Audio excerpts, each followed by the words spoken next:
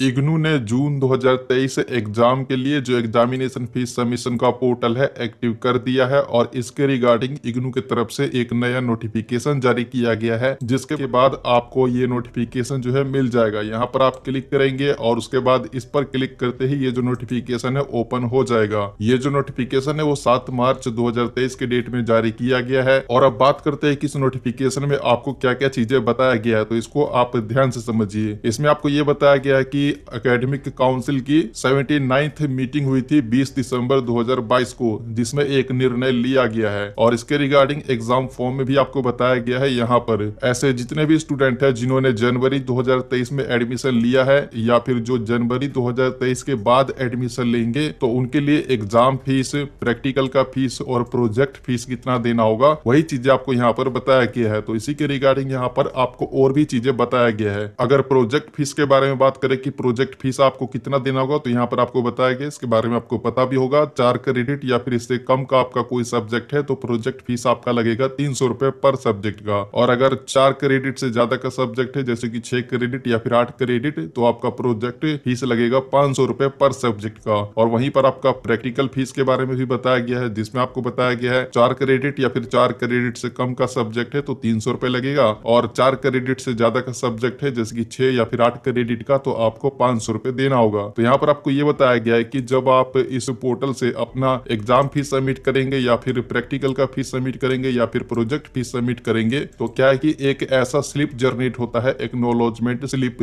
तो ये जो स्लिप है आपको बहुत ही संभाल करके रखना होगा। कब तक रखना होगा? जब तक रखना होगा जब तक ये आपका प्रैक्टिकल या फिर प्रोजेक्ट कंप्लीट नहीं हो जाता है। और यहाँ पर इसी के बारे में आपको डिटेल में बताया गया है, जिसमें आपको ये बताया गया है कि ये जो आपका एक्नॉलेजमेंट है इसका प्रिंट आउट निकलवा करके आपको संभाल करके रखना होगा, क्योंकि अगर आप प्रैक्टिकल एग्जाम देने के लिए जाते हैं तो वहां पर इसका एक कॉपी आपसे मांगा जा सकता है कि आपने जो प्रैक्टिकल सब्जेक्ट है उसका एग्जाम फीस सबमिट किया है या फिर नहीं। तो वहां पर इसका जो कॉपी है वो आपको सबमिट करना होगा। इसके अलावा अगर आप प्रोजेक्ट सबमिट करते हैं तो वहां पर अगर आपका प्रोजेक्ट है जिसमें फीस लगता है, तो यहाँ से जब आप प्रोजेक्ट फीस को सबमिट करेंगे तो स्लिप जनरेट होगा। तो ये स्लिप आपको संभाल करके रखना होगा, क्योंकि जब आप प्रोजेक्ट सबमिट करेंगे तो वहां पर ये जो स्लिप है आपको ये स्लिप भी साथ ही में सबमिट करना होगा। इससे ये पता चलेगा कि आपने जो प्रोजेक्ट फीस है वो सबमिट किया है या फिर नहीं, इसका एक पूरा रिकॉर्ड रखा जाएगा। या फिर अगर आप पुराने भी स्टूडेंट है जनवरी 2023 से पहले के, यहाँ से आप कोई भी फीस सबमिट करते हैं तो जो स्लिप जनरेट होता है ये आपको संभाल करके रखना होगा, क्योंकि ये आपको आगे काम आने वाला है प्रोजेक्ट सबमिट करते समय या फिर प्रैक्टिकल देते समय। इस वीडियो में इतना ही।